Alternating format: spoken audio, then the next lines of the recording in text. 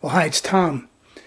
If you're like me, the first Saturday in May is always an exciting day because it's the day when we run the Kentucky Derby here in the United States. And past Saturday was no different, except it was very different. The winner of the race, which I called, by the way, predicted and bet on, thanks to my son-in-law being in Vegas, way to go, Jeremy, was Big Brown, a terrific horse who started at the 20 post, way out in the middle of nowhere, and won the race handily. There was a filly in the race, and there aren't usually fillies in the race, or if there are, they're usually not of much consequence. Fillies don't run very well against colts. They're not as strong, they're not as fast, they're not as big, but occasionally you do get a filly who's competitive.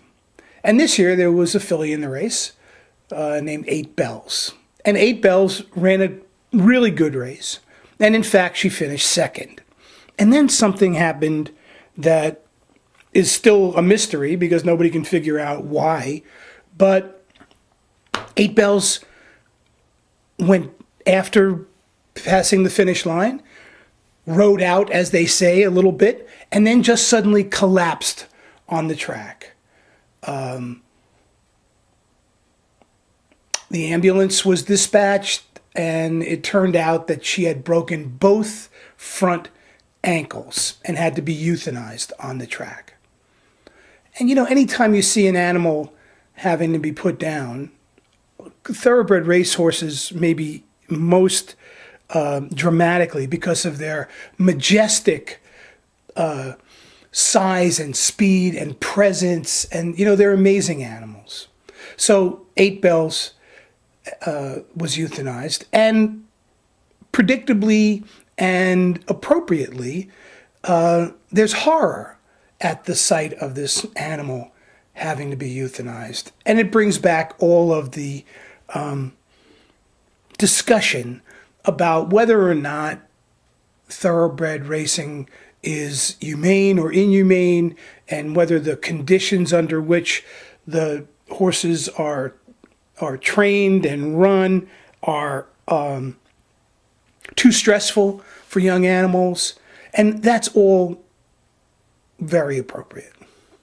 Now, what really got me, however, was the juxtaposition of the outcry over the 8 Bells tragedy and what I saw last night on the CBS News broadcast 60 Minutes. If you didn't see that, I'll put a link to it over here so you can take a look at the story that I'm going to tell you about. And the story focused on the Dallas County prosecutor, whose name was Wade, as in Roe v. Wade.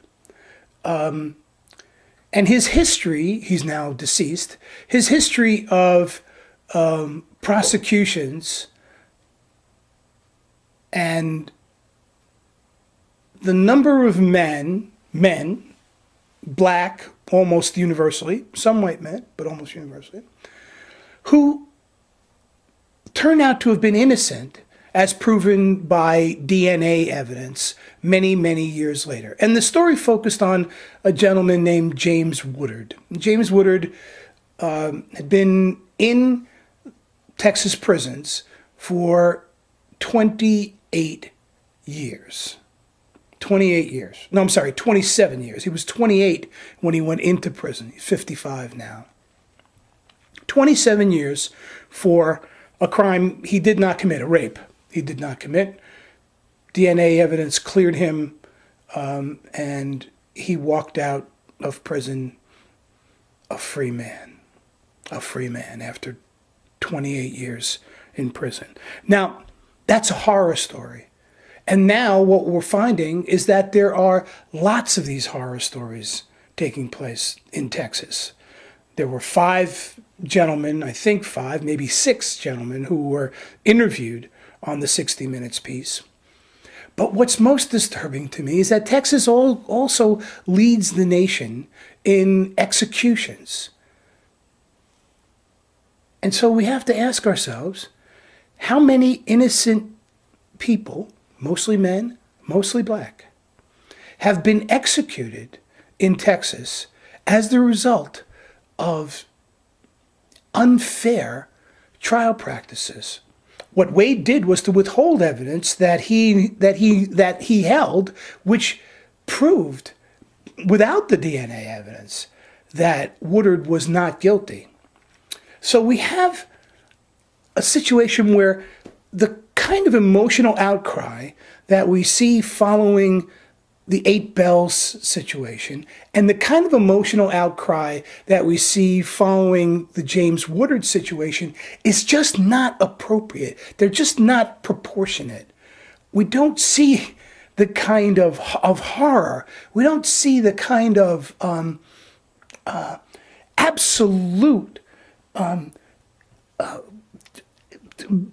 anger that we have a system that not only will withhold evidence about innocent people, but will send innocent people to their death as a result of a system that's just flawed in this way. Now, I have to say the death penalty makes very little sense to me from any perspective, and we're the only civilized country in the world that continues to use the death penalty as its ultimate punishment for the most severe crimes.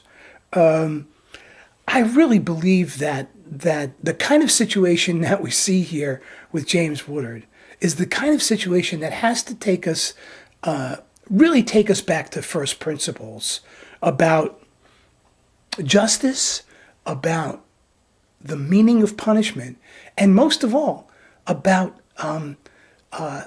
the irreversibility of something, the death penalty, when we're now finding so many people who in fact have been wrongly convicted of crimes, some of them capital crimes. So that really struck me over the past couple of days, and I just wanted to talk to you guys about it. So take care, and see you again soon.